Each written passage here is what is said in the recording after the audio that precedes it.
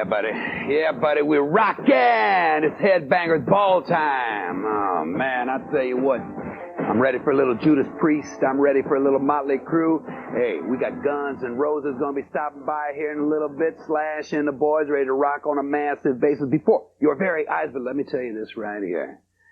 If you are pusillanimous of mind, if you don't have the stones that it takes to rock with us in the appropriate manner, then hey, go hit the fridge, little buddy, little tiny girl, all right? Because we're going to rock like the Motley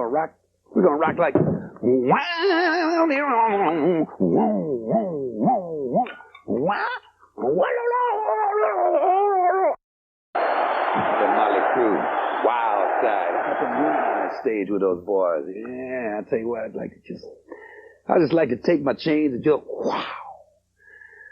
Yes, the HeadBangers Ball is a matter of attitude. If you can't handle it, there's a new invention called the door, little buddy. Feel free to use it at any time. We got Ozzy coming up, we got Aerosmith coming up, and we got the boys from Guns and Roses somewhere in the studio. Are they somewhere? Yeah! Coming up. Yeah, buddy. Smash right here in the middle of the head-banging ball. And with us, one of the groups. They say the Stones to the 60s were the kings of their genre. They say Aerosmith in the 70s was the same thing. They say in the late 80s going into the 90s. Oh, pardon me. It is these boys right here, Guns and Roses, out of Los Angeles. These guys come from all over the place. You guys are going back and forth on these cameras here. Right here we got Stevie. We got Duff right over here. We got my man Slash right over here. Izzy next to him. And W. Axl Rose, a period after W, if you would, please. Now, here's what the story is, fellas. They say you guys are cocky. They say you're insolent. They say, honestly speaking, you guys are a bunch of wackos. Wackos. Now, how you guys feel about that? That's the image you guys have got as far as the critics are concerned. We just don't take any garbage off anybody, that's all. It's simple. And a lot of people think that's problems. Oh, really? Well, now, let me ask you this, man. A lot of people are saying that you guys are blowing away the headlining act, and a lot of bands don't want you guys on the tour with them.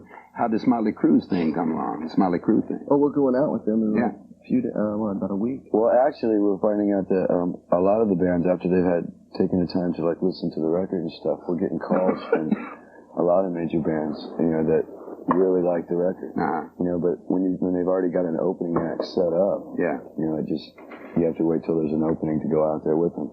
I like what we're doing because the tours we're doing a little bit with this band, a little bit with this band, rather than doing a whole year with one act. Well, I read somewhere where you guys have a situation where you don't necessarily like certain acts. Let me throw out some names. Aerosmith, how you guys feel about that? No, it's not. I mean, it's not even getting to that point. I mean, it's like the question you ask about, the bands and how do they feel. It's like with Crue, they probably don't care. I mean, they just want to have a good time. We did with the Cult. That was a great one too. As far as the other bands, we don't even pay attention to what's going on with them. Aerosmith's a great band. We've been trying to work out something with them for a while. It's just always conflicting schedules. Yeah. Welcome to the Jungle is the first release off of this new album. We're going to take a look at this clip. What kind of jungle are we talking about here, fellas? Talking about the concrete, the streets, the city, and basically what being exposed to news and everything else of the city, what it can do to you and how it can affect you. Do you guys have a little problem getting this thing on TV? Yeah, I think so. Seems to have taken a little while, Now that you mention that. Yeah, and there's a few changes been made to this video. Yeah. We bought actual news footage that had been shown on television from NBC and CBS and ABC. But we had to cut a lot of that out. Yeah. Well, let's see what the end result is. Guns and Roses right here on MTV. Gentlemen, together on the count of 4, let's rock. 1, 2, 3, 4. Let's rock. Bye-bye.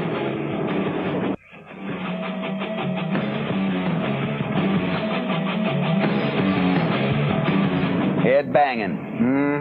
MTV smash right here. Guns N' Roses with me right now. Fellas, got to ask you, what in the world is this here from the inner sleeve? You were looking at the album covered here, but I got to ask the inner sleeve, man. What kind of picture? What is this picture all about here? That's a postcard. Highly satanic. That's a postcard. Oh, really? That's a picture. I understand that this was banned by the record company. No, it wasn't banned by the record company. It was banned by a lot of stores. the record company was actually pretty much into it. It was banned by Warner Brothers. They wouldn't produce the album cover that way. So we had to hire an independent artist to put the album cover together. So Robert Williams painting. Right. He does a lot of shows here in New York and in LA and all over the world. And it's more of an like an underground comics artist. That's like that painting like sold in 1978 for like $10,000. Oh, really? Yeah. No and kidding. so now it's worth a lot more. Well, now, you know, on your album notes, I wrote here that it says, special thanks to all the teachers, preachers, cops, and elders who never believed. The meaning therein, gentlemen? Just people that didn't believe in what, you know. So, in other words, you are holding one finger very, very high in front of their faces. Yeah, when you were a kid, you know, going, well, listen to this music. No, you'll never get anywhere doing that. Yeah, we will. You wait and see.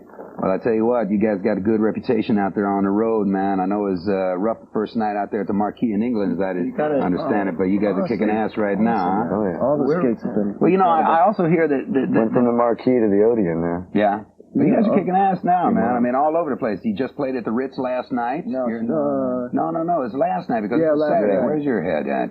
Yeah, man. I'm telling you, man, this guy's in another world here. Well, here's what I got to ask, because I understand it. When you guys go, you are very well known. No.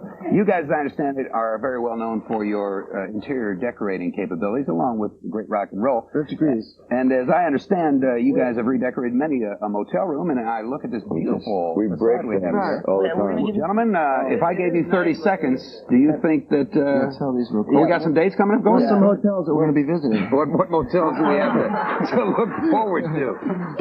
It's our hotel tour, Steve. Yes. Anyhow, we're playing October 23rd at the Ritz. Tomorrow night. 25th. The 25th at Poughkeepsie. October 20th. Oh, I see. I get it. Okay. October 26th in Providence. All right. October 27th in Boston. And October 29th in Morris in Brooklyn. Well, fellas, with this Tell that girl appetite for destruction. No problem. If appetite for destruction is any indication, you guys are going to destroy a whole lot when it comes to rock and roll. Good luck to you. And I'm going to ask you guys now, I'm going to give you 30 seconds to redecorate this room. On your march, set, go. Ladies and gentlemen, what we have before us here is redecoration unlike any I've ever seen. Oh, my God. Ladies and gentlemen, you know, it's starting to look a little more like home. These boys have such a touch. They have such a beautiful artistry about them. Oh, I have never in my life ever seen anything done like this. Is a wrecking crew. Unbelievable.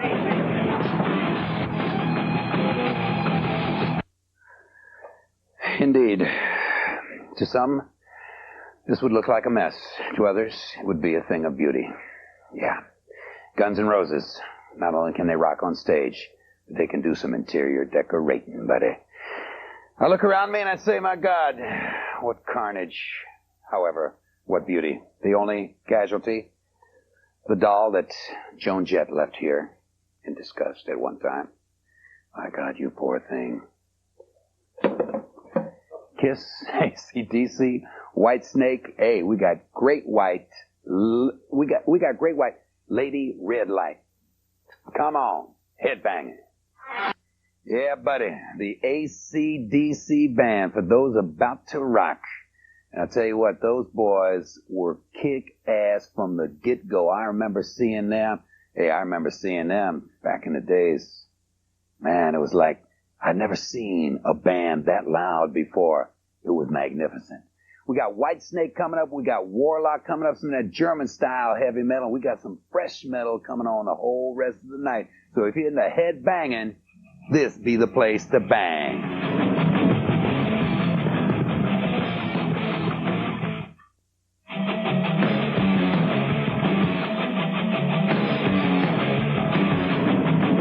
Yeah, I tell you what, ain't nothing better than just some strong rocking and rolling this late at night. Hey, I tell you what I'm doing tomorrow. I'm going to my neighborhood hardware store and I'm going to buy me some chains, buddy. And next week when we get into this heavy head banging, I will be dressed appropriately. Right now, a band that's traveling with Halloween and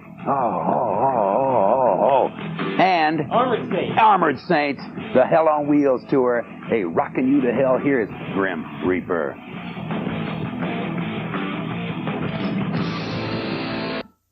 Ah, yes. Around me, the rubble. Around me, the carnage, the aftermath, the Holocaust, if you will. Guns N' Roses, magnificent time here at the MTV HeadBangers Ball. But I tell you what, when they killed little Mickey, I could have cried, but I said, all right. Coming up here now is a band out of Brooklyn. This is their second album. The first one was released in Japan for all them happy-go-luckies out there to get off on. This one here, last segment in the HeadBangers Ball. Let's just crank it up as loud as we can, and let's cause a commotion, and let's get somebody pissed. Here's White Lion.